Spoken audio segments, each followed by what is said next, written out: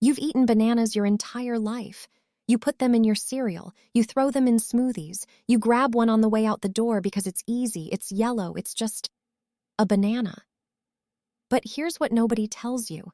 The banana you're eating right now, it's not the real banana. It's the backup banana, the replacement, the second choice.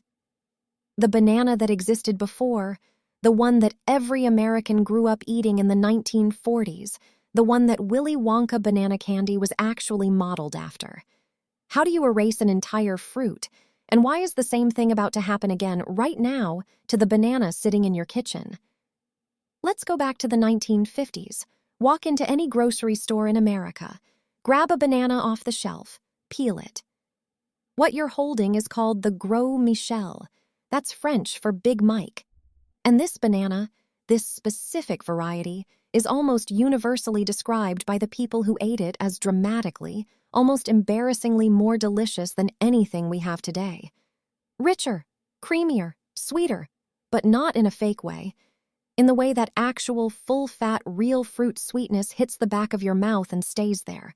Food writers from the era called it banana flavor at full volume. Scientists who've studied it say the Gros Michel had a higher concentration of a compound called isoamyl acetate, which is literally the molecule that gives banana its flavor. You know that artificial banana flavor? The one in banana runts, banana Laffy Taffy, banana popsicles? The one that people always say doesn't taste like a real banana? It tastes exactly like a real banana, just not the banana you know. It was modeled after the Gros Michel, the banana that actually existed when those flavors were first created.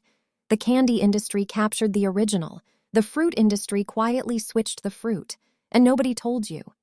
To understand how this happened, you need to understand one of the most powerful and most ruthless corporations in American history, the United Fruit Company. Founded in 1899, by the early 1900s, they controlled more land in Central America than most Central American governments. They owned the railroads, the ports, the telegraph lines. They had their own private army. In Guatemala, Honduras, Costa Rica, they didn't just grow bananas, they ran countries. And the fruit they grew, exclusively, obsessively on millions of acres of land, was the Gros Michel. One variety, everywhere, all at once, because the Gros Michel was perfect for their business. It had a thick skin, great for shipping. It lasted longer in transit. It looked beautiful on a shelf, and it tasted incredible.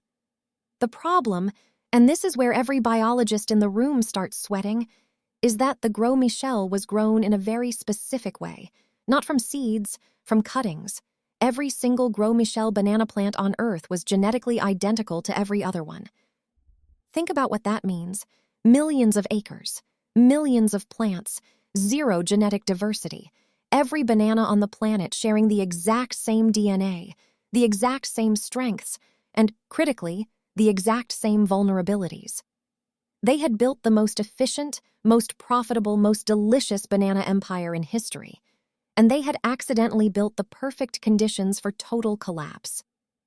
Its name is Fusarium oxysporum cubense. Scientists call it FOSA. Farmers called it Panama Disease.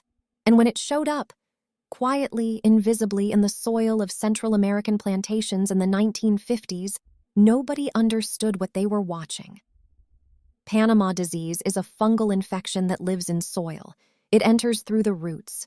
It travels up through the plant's vascular system, the tubes that carry water and nutrients, and it blocks them.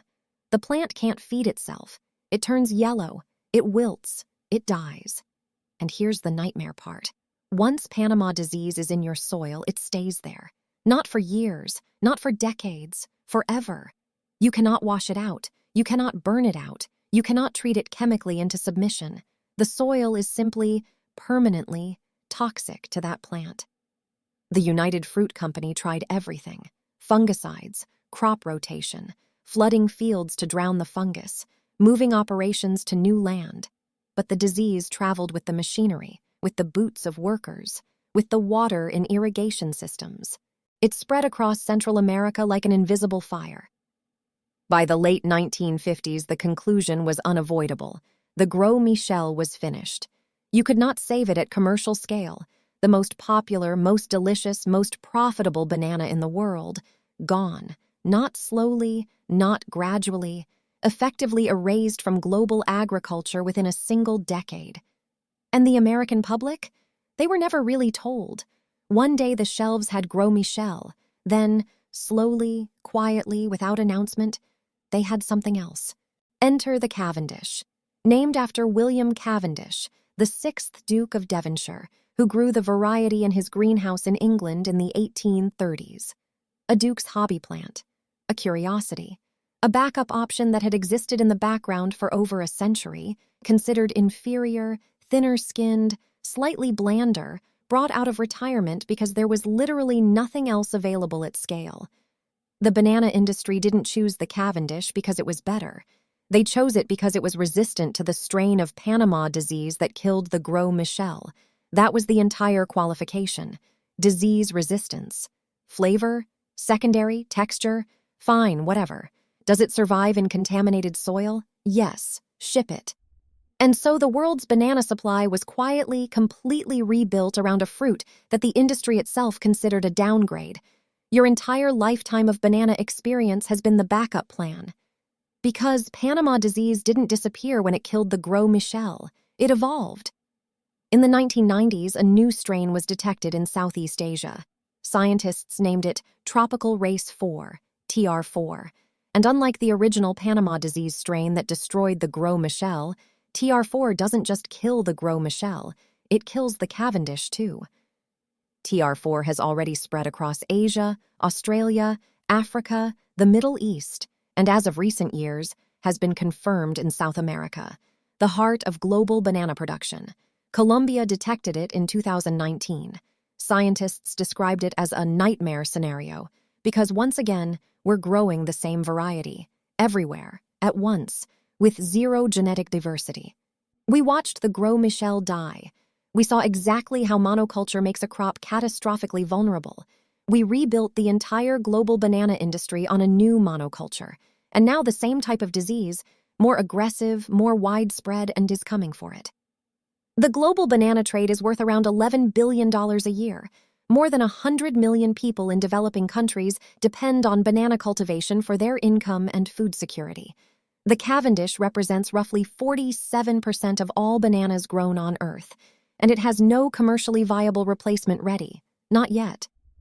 In other words, we're watching the opening act of the exact same movie, the same plot, the same villain, a different banana, and this time the stakes are not just about flavor.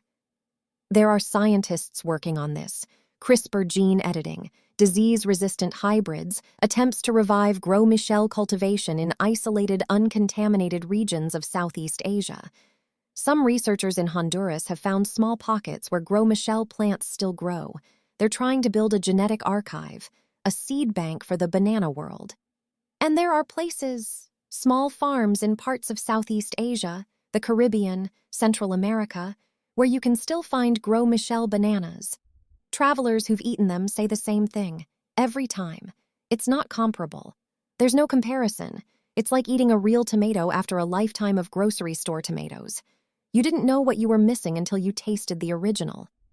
You've been eating the banana industry's Plan B your entire life, and Plan B might be running out of time too. So here's the actual story of the banana. It starts with one of the most flavorful fruits ever commercially grown. A banana so good that candy companies immortalized its flavor while the fruit industry quietly buried it. It runs through one of the most powerful corporate empires of the 20th century, built on a single genetic clone of a single fruit variety. It hits a wall in the form of a soil fungus that still lives in Central American ground to this day. And it ends with you, right now, holding a fruit that the people who sell it know is inferior to what came before, watching a second wave of the same disease approach, and having almost no idea any of this was happening. The artificial banana flavor in your candy? That's memory. That's the ghost of a fruit that existed before most of your grandparents were born. That's what a banana actually tasted like. History doesn't always announce itself. Sometimes it just quietly replaces what you loved and hopes you don't notice. All right, you now know the banana was a lie, a delicious yellow monoculture lie. But I have to tell you about something that's sitting in almost every kitchen in America and has a story just as dark. You know butter, right? And you know margarine. The healthier alternative that your parents or grandparents probably switched to sometime in the 1970s or 80s, the one that was supposed to save your heart? What if I told you that margarine was never actually about your health, that it was invented to feed soldiers and cut costs for the French military, and then aggressively marketed to America using fake science that was funded by the very industry selling the product? And that in the process, the margarine lobby nearly destroyed an entire generation of American dairy farmers? Real butter versus margarine, how a fake food almost killed an entire industry. Next video. Don't miss it.